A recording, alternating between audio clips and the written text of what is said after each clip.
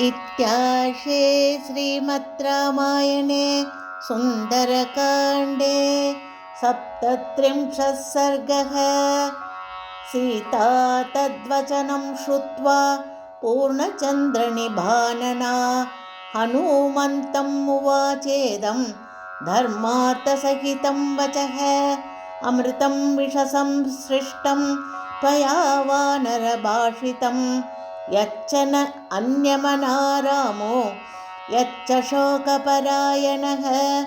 ऐश्वर्ये वा सुविस्तीर्णे व्यसने वा सुदारुणे रज्ज्वेव पुरुषं बद्ध्वा कृतान्तः परिकर्षति। विदीर्णोऽनम् असंहार्यः प्राणिनां प्लवकोत्तम। सौमित्रिं मां च रामं च व्यसनैः पश्य मोहितान्। शोकस्यास्य कदा भारं राघवोऽतिगमिष्यति। प्लवमानः परिश्रान्तो हतनौ सागरे यथा राक्षसानां वधं कृत्वा सूदयित्वा च रावणं। लङ्कामुन्मूलितां कृत्वा कदा द्रक्ष्यति मां पतिः। स वाच्यः सन्मरस्वेति यावदेव न पूर्यते। अयं संवत्सरः कालः तावद्धि मम जीवितं वर्तते। दशमो मासो द्वौ तु शेषौ प्लवङ्गम। रावणेन नृशंसेन समयो यकृतो मम। विभीषणेन च भ्रात्रा मम निर्यातनं प्रति। अनुनीतप्रयत्नेन न च तत्कुरुते मतिं। मम प्रतिप्रदानं हि रावणस्य न रोचते। रावणं मार्गते सङ्गे मृत्युकालवशं गतं। ज्येष्ठा कन्यानला नाम विभीषणसुता कपे। तया ममेदमाख्यातं मात्रा प्रहितया स्वयम्। आशंसेयं हरिश्रेष्ठ क्षिप्रं मां प्राप्स्यते पतिः। अन्तरात्मा हि मे शुद्धः तस्मिन् च बहवो गुणाः। उत्साहः पौरुषं सत्त्वम् अनृशंस्यं कृतज्ञता। विक्रमश्च प्रभावश्च सन्ति वानरराघवे। उत्साहः पौरुषं सत्त्वम् अनुशंस्यं कृतज्ञता। विक्रमश्च प्रभावश्च सन्ति वानरराघवे। सदुर्दशसहस्राणि राक्षसानां जगानयः। जनस्थाने विना भ्रात्रा शत्रुः कस्तस्य नोद्विजेत्। न स शक्यस्तुलयितुं व्यसने पुरुषर्षभः। अहं तस्य प्रभावज्ञा शक्रस्येव पुलोमजा। शरशाल अंशुमांशूरः कपे रामदिवाकरः। शत्रुरक्षोमयं तोयम् उपशोषं नयिष्यति। इति सञ्जल्पमानां तां रामात्ते शोककर्षिताम् अश्रुसम्पूर्णनयनाम् उवाच वचनं कपिः। श्रुत्वैव तु वचो मह्यं क्षिप्रमेषति राघवः। चमूं प्रकर्षन् महतीं हैरिक्षगणसङ्कुलाम्। अथवा मोचयिष्यामि त्वाम् अद्यैव वरानने। अस्मादुःखात् पारोह मम पृष्ठं मनिन्दिते। त्वां तु पृष्ठगतां कृत्वा सन्तरिष्यामि सागरम्। शक्तिरस्ति हि मे वोढुं लङ्काम् अभिसरावणाम्। अहं प्रस्रवणस्थाय राघवायात्य मैथिली। प्रापयिष्यामि शक्राय हव्यं हुतमिवानलः। यक्षस्यत्यैव वैदेही राघवं सह लक्ष्मणं। व्यवसाय समायुक्तं विष्णुं दैत्यवधेयता त्वद्दर्शनकृतोत्साहम् आश्रमस्थं महाबलं पुरन्दरमिवासीनं नगराजस्य मूर्धनि पृष्ठमारोह मे देवी मा विकाङ्क्षस्व शोभने योगमन्विच्छ रामेण शशाङ्केनेव रोहिणी कथयन्तीव चन्द्रेण सङ्गमिष्यसि रोहिणी मत्पृष्ठम् अधिरोहत्वं तराकाशं महार्णवं न हि मे सम्प्रयातस्य त्वामितो नयतोऽङ्गने अनुगन्तुं गतिं शक्ताः सर्वे लङ्कानिवासिनः यथैवाहम् इह प्राप्तः तथैवाहम् असंशयं यास्यामि पश्य वैदेही त्वामुद्यम्य विहायसं मैथिली तु हरिश्रेष्ठात् श्रुत्वा वचनमद्भुतं हर्षविस्मितसर्वाङ्गी हनुमन्तम् अताब्रवीत् हनुमन् दूरमध्वानं कथं माम् ओढुमिच्छसि तदेव खलु ते मन्ये कपित्वं हरियूतपः कथं वाल्पशरीरस्त्वं मामितो नेतुमिच्छसि सखाशं मानवेन्द्रस्य भर्तुर्मे प्लवकर्षभ सीताया वचनं श्रुत्वा हनुमान् मारुतात्मजः चिन्तयामास लक्ष्मीवान्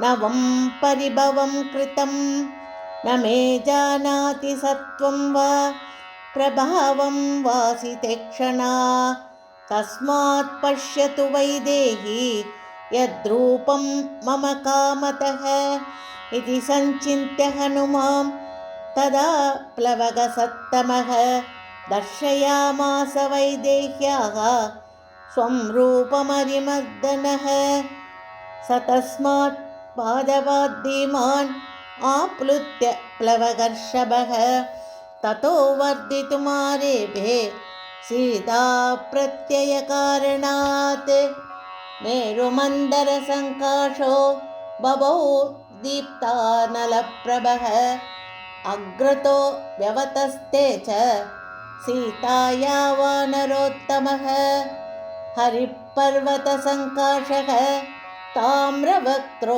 महाबलः वज्रदंशनखो भीमो वैदेहीमिदमब्रवीत् सपर्वतवनोद्देशां साट्टप्राकारतोरणां लङ्कामिमां सनाथां वा नयितुं शक्तिरस्ति मे तदवस्थाप्यतां बुद्धिः अलं देवि विकाङ्क्षया विशोकं कुरु वैदेही राघवं सह लक्ष्मणं तं दृष्ट्वा चलसंकाशम् उवाच जनकात्मजा पद्मपत्रविशालाक्षी मारुतौ यौरसं सुतं पद्मपत्रविशालाक्षी मारुतस्यौरसं सुतं तव सत्त्वं बलं चैव विजानामि महाकपे वायोरिव गतिं चापि तेजश्चाग्नेरिवाद्भुतम् प्राकृतोऽन्यः कथं क्षेमां भूमिमागन्तुमर्हति उदतेरप्रमेयस्य पारं वानरपुङ्गव जानामि गमने शक्तिं नयने चापि ते मम अवश्यं सम्प्रदायासु कार्यसिद्धिर्महात्मनः अयुक्तं तु कपिश्रेष्ठ मम गन्तुं त्वया नघ वायुवेगसवेगस्य वेगो मां मोहयेत्तव अहम् आकाशमापन्ना ह्युपर्युपरि सागरं प्रपतेयं हि ते पृष्ठात् भयात् वेगेन गच्छत पतिता सागरे सागं तिमिनग्रचशाकुले भवेयमाशु विवशा यादसामन्नमुत्तमम् न शक्ष्ये त्वया सार्धं गन्तुं शत्रुविनाशन कलत्रवति सन्देहः त्वय्यपि स्यात् असंशयः क्रियमाणां तु मां दृष्ट्वा राक्षसा भीमविक्रमाः अनुगच्छेयुरादिष्टा रावणेन दुरात्मना तैस्त्वं परिवृतः शूरैः शूलमुद्गरपाणिभिः भवेस्त्वं संशयं प्राप्तो मया वीरकलत्रवान् सायुधा बहवो व्योम्नि राक्षसास्त्वं निरायुधः कथं शक्ष्यसि संयातुं मां चैव परिरक्षितुम् युध्यमानस्य रक्षोभिः तव तैः क्रूरकर्मभिः प्रपतेयं हि ते पृष्ठात्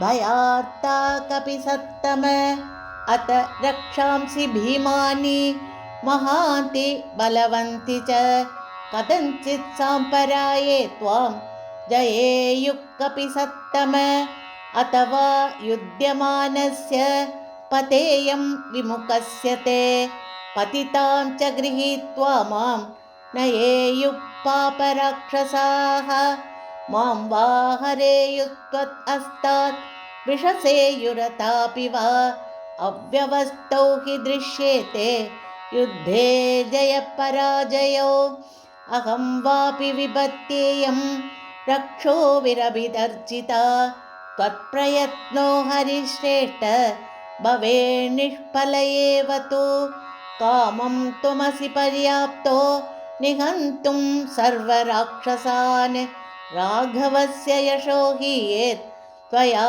शस्तैस्तु राक्षसैः अथवादाय रक्षांसि न्यसेयुः संवृते हि मां यत्र ते नाभिजानीयुः हरयो नापि राघवो आरम्भस्तु मदर्थोऽयं ततस्तव निरर्थकः त्वया हि सह रामस्य महान् आगमने गुणः मयि जीवितमायत्तं राघवस्य महात्मनः भ्रातॄणां च महाबाहो तव राजकुलस्य च तौ निराशौ मतर्तं तु शोकसन्तापकर्षितौ सह सर्वक्षहरिभिः त्यक्षत प्राणसङ्ग्रहं भर्तुर्भक्तिं पुरस्कृत्य रामादन्यस्य वानर न स्पृशामि शरीरं तु पुंसो वानरपुङ्गव यदहं गात्रसंस्पर्शं रावणस्य बलात् गता अनीशा किं करिष्यामि विनाता विवशा सति यदि रामो दशग्रीवम् इह हत्वा स बान्धवं मामितो गृह्य गच्छेत तत्तस्य सदृशं भवेत् श्रुता हि दृष्टा च मया पराक्रमा महात्मनस्तस्य रणावमर्दिनः न देवगन्धर्वभुजङ्गराक्षसाः भवन्ति रामेण समाहि संयुगे समीक्षतं संयतिचित्रकार्मुखं महाबलं वासवतुल्यविक्रमं सलक्ष्मणं को विषहेतराघवं हुताशनं दीप्तमिवानिलेरितं सलक्ष्मणं राघवमाजिमर्दनं दिशागजं मत्तमिव व्यवस्थितं सहेतको वानरमुख्यसंयुगे युगान्त सूर्यप्रतिमं शराक्षिषं समे हरिश्रेष्ठसलक्ष्मणं पतिं सयूतपं क्षिप्रमिहोपपादय चिराय रामं प्रतिशोककर्षितां कुरुष्व मां वानरमुख्यहर्षिताम् इत्यार्षे श्रीमद् रामायणे सुन्दरकाण्डे 37 सर्गः। श्रीहरये नमः। श्रीहरये नमः। श्रीहरये नमः। जानकीकान्तस्मरणं जय जय राम राम आंजनेय मूर्ति की जय। सद्गुरुनाथ महाराज की जय।